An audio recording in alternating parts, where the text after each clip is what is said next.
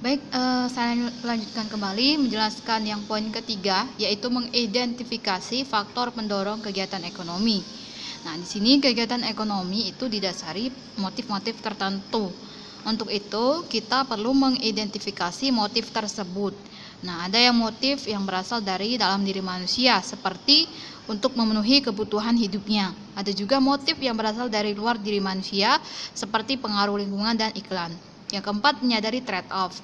Trade-off ialah situasi seseorang harus membuat keputusan untuk memilih suatu hal dengan mengorbankan hal yang lain dengan alasan ekonomis. Misalnya, kita lebih memilih memanfaatkan waktu untuk membaca buku daripada tidur.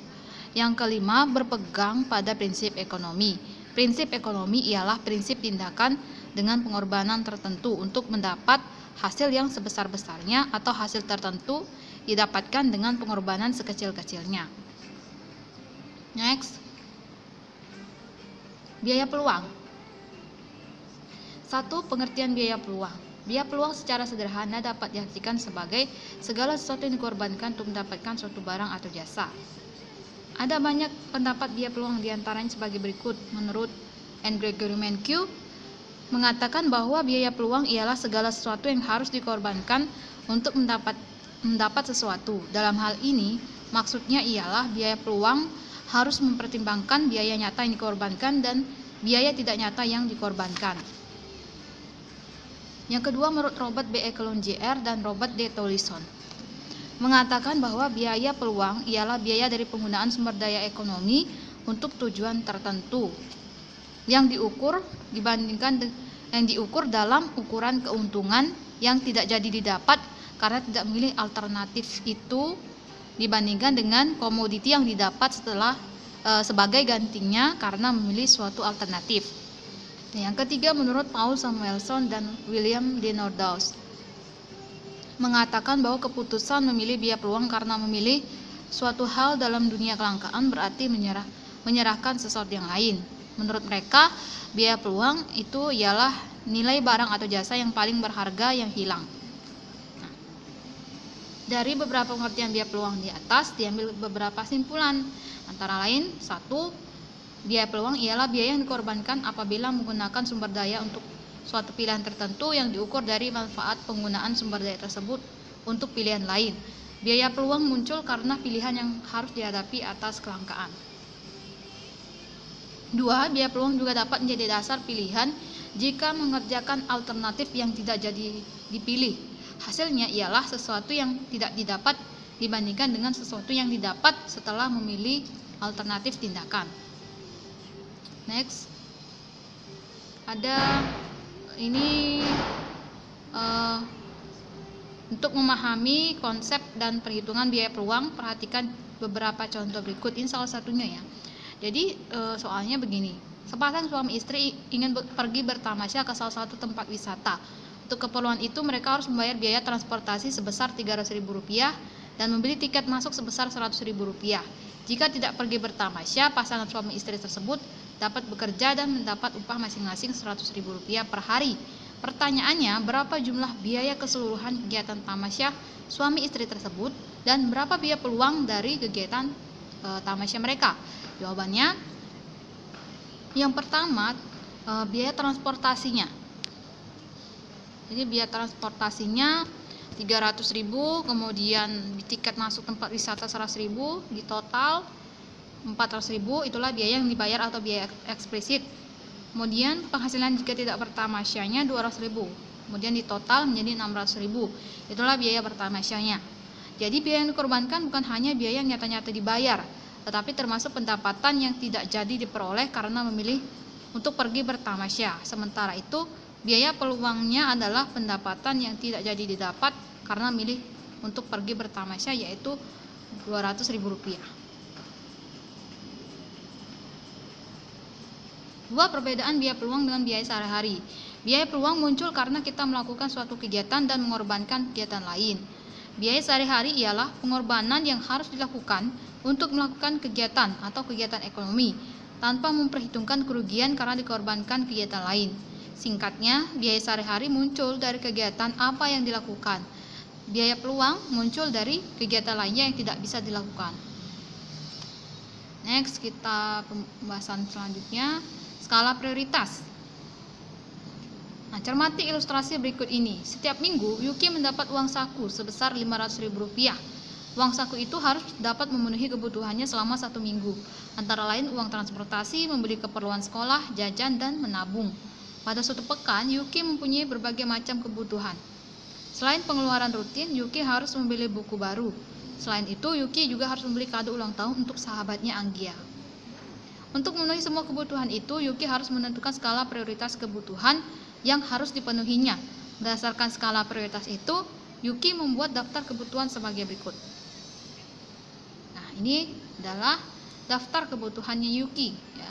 Ada transportasi 120.000, buku 50.000, kado ulang tahun 100.000, jajan 130.000, tabungan 100.000, dan totalnya 500.000.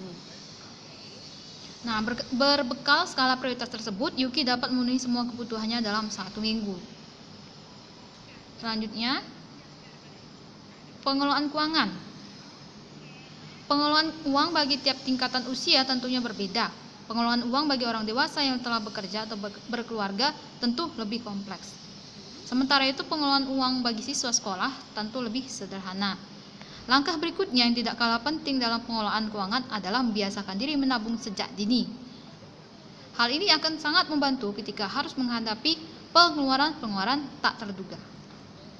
Terbiasa menabung juga melatih kita untuk hidup hemat. Selanjutnya, permasalahan pokok ekonomi. Yang pertama, barang apa yang akan diproduksi dan berapa jumlahnya. Masalah ini menyangkut jenis barang dan jumlah yang akan diproduksi, serta pengalokasian sumber daya produksi yang langka di antara berbagai alternatif penggunaannya. Karena sumber daya yang terbatas, masyarakat harus memilih dan memutuskan barang yang akan diproduksi.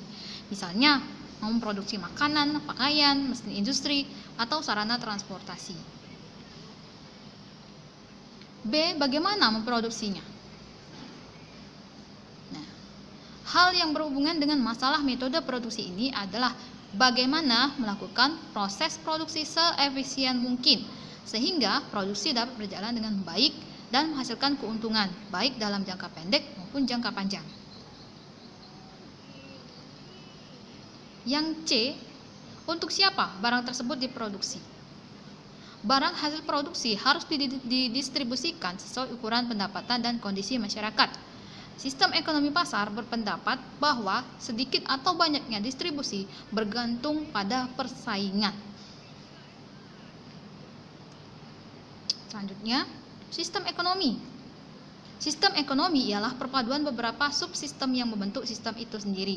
Pembahasan sistem ekonomi ini dimulai dengan sistem ekonomi tradisional, dilanjutkan dengan sistem ekonomi komando, sistem ekonomi pasar, sistem ekonomi campuran, dan diakhiri dengan sistem ekonomi Indonesia.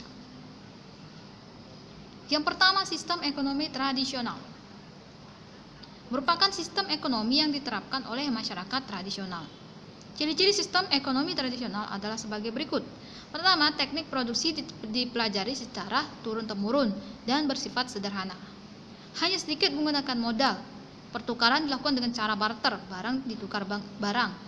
Belum menggunakan sistem pembagian kerja, masih terikat tradisi dalam melakukan kegiatan produksi. Tanah merupakan tumpuan kegiatan produksi. Keunggulannya, sistem ekonomi tradisional ialah jarang terjadi krisis ekonomi, dan kelemahannya, jumlah produksi sangat sedikit untuk memenuhi kebutuhan. Yang kedua, sistem ekonomi komando. Pada sistem ekonomi komando atau sistem ekonomi terpusat, perencanaan peran pemerintah sangat dominan, sedangkan peran masyarakat atau swasta hampir tidak ada. Ciri-cirinya, yang pertama, semua alat dan sumber daya ekonomi dimiliki oleh pemerintah, sehingga hak milik perorangan hampir tidak ada. Yang kedua, pekerjaan yang tersedia dan siapa yang bekerja ditentukan oleh pemerintah. Rakyat tidak memiliki kebebasan untuk memilih pekerjaan. Yang ketiga, kebijaksanaan perekonomian diatur oleh pemerintah. Ketiga, sistem ekonomi pasar. Merupakan kebalikan dari sistem ekonomi komando. Pada sistem ekonomi pasar, kegiatan ekonomi yaitu produksi, distribusi, dan konsumsi dilaksanakan oleh pihak swasta. Ciri-cirinya, Yang pertama, semua sumber daya ekonomi milik masyarakat. Masyarakat diberi kebebasan untuk memiliki sumber daya ekonomi. Kedua, pemerintah tidak ikut campur tangan secara langsung dalam kegiatan ekonomi. Tiga, masyarakat terbagi menjadi dua golongan, pemberi kerja dan golongan penerima kerja. Empat, timbul persaingan dalam masyarakat. Yang kelima, setiap kegiatan ekonomi bermotifkan laba. 6. Kegiatan ekonomi selalu menggunakan indikator pasar.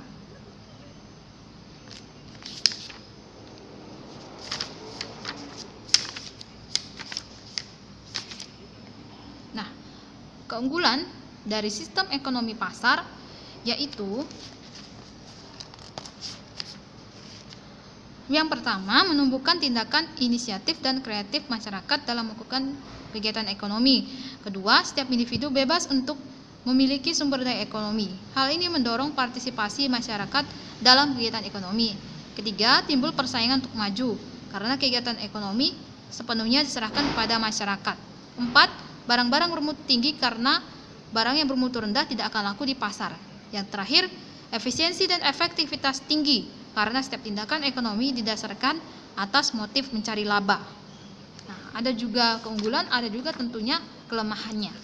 Jadi kelemahan dari sistem ekonomi pasar yaitu sulit melakukan pemerataan pendapatan karena persaingan bersifat bebas, pendapatan jatuh ke tangan pemilik modal atau orang yang memiliki keahlian dan keterampilan. Adapun pekerja hanya menerima sebagian kecil dari pendapatan. Kedua, pemilik sumber daya ekonomi mengeksploitasi golongan pekerja sehingga yang kaya bertambah kaya dan yang miskin bertambah miskin atau terjadi kesenjangan sosial. Ketiga, menimbulkan monopoli yang merugikan masyarakat. 4. Sering terjadi gejolak dalam perekonomian karena kesalahan alokasi sumber daya ekonomi oleh pihak swasta atau pemilik modal. Selanjutnya, sistem ekonomi campuran. Campuran atau gabungan dari sistem ekonomi liberal dengan corak kapitalis dan sistem ekonomi terpusat dengan adanya komando yang mutlak dari pemerintah. Sistem ekonomi ini memberikan keleluasaan kepada pihak swasta untuk melakukan aktivitas ekonomi, tapi intervensi pemerintah tetap ada untuk hal-hal atau keputusan penting yang berhubungan hajat hidup orang banyak. Intervensi pemerintah dilakukan untuk mengatur kegiatan ekonomi agar berdampak atau bermanfaat nyata bagi kemakmuran masyarakat secara umum.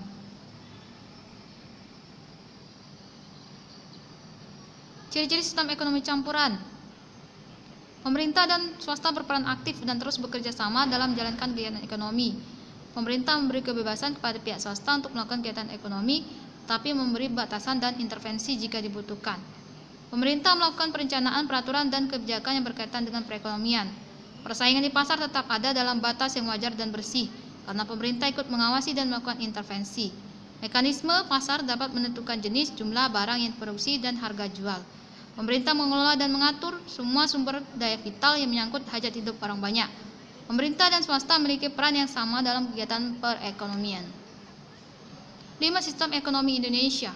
Sistem ekonomi demokrasi dapat didefinisikan sebagai suatu sistem perekonomian nasional yang merupakan perwujudan dari falsafah Pancasila dan Undang-Undang Dasar 1945 yang berasaskan kekeluargaan dan kegotong royongan dari, oleh, dan untuk rakyat di bawah pimpinan dan pengawasan pemerintah.